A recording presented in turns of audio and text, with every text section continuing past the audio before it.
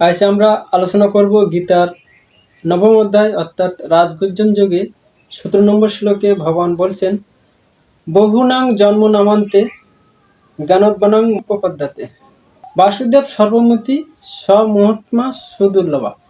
এই শ্লোকের বাংলা মানে হলো, বহুনাং জন্মান্তে অর্থাৎ বহু জন্মের অন্তে বা শেষে জ্ঞানবানাং উপপদ্যাতে জ্ঞানবান ব্যক্তি মাং অর্থাৎ আমাতে অর্থাৎ ভগবানের প্রপদ্যতে অর্থাৎ ভগবানের কাছে আত্মসমর্পণ করে বা ভগবানের শরণাপন্ন হয়। কেন শরণাপন্ন হয়? বাসুদেব সর্বমিতি স্বমহাত্মা সুদুর্লভা। বাসুদেব সর্বম অর্থাৎ শ্রীকৃষ্ণ বা বিষ্ণু সর্বম সর্বত্র বিস্তৃত। ইতি এভাবে জেনে বা এটি জেনে ভগবান শরণাপন্ন হয়। স্বমহাত্মা সুদুর্লভা, সেই রকম মহাত্মা মানুষ সুদুর্লভ অর্থাৎ খুবই দুর্লভ। এই শ্লোকের মাধ্যমে ভগবান বলছেন যে বাসুদেব সর্বম বিস্তৃত অর্থাৎ সমস্ত পদার্থ বা বস্তু হলো ভগবান। কেননা প্রতিটি পদার্থ ছোট ছোট অণু পরমাণু দিয়ে গঠিত হয়েছে। সেই অনুপরমাণুগুলি হলো ভগবান। এই অনুপরমাণুগুলি ভগবানেরই প্রকৃতিতে থেকে সৃষ্টি হয়েছে।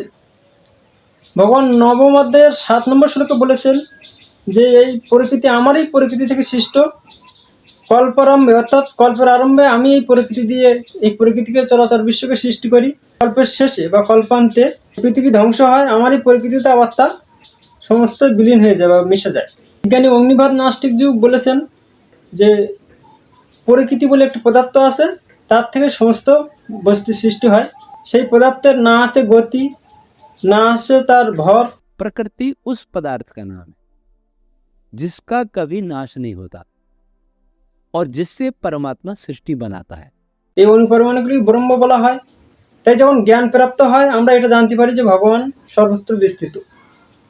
তাই গীতার 4th অধ্যায়ের 35 নম্বর শ্লোকে ভগবান বলেছেন, হে অর্জুন, যখন জ্ঞান প্রাপ্ত হবে যদ্গাতা ন পুনর্ময়ং যশস্য পাণ্ডব অর্থাৎ যা প্রাপ্ত হয়ে অর্থাৎ জ্ঞান প্রাপ্ত হয়ে হে পাণ্ডব তুমি জানবে যে সমস্ত বস্তুই আমার এবং তারা আমাতে অবস্থিত, অর্থাৎ সমস্ত জীবই আমার এবং তারা আমাতে অবস্থিত।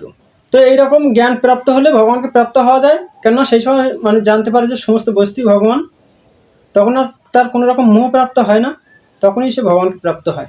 ভালো লাগলে বন্ধুরা লাইক কমেন্ট করবেন।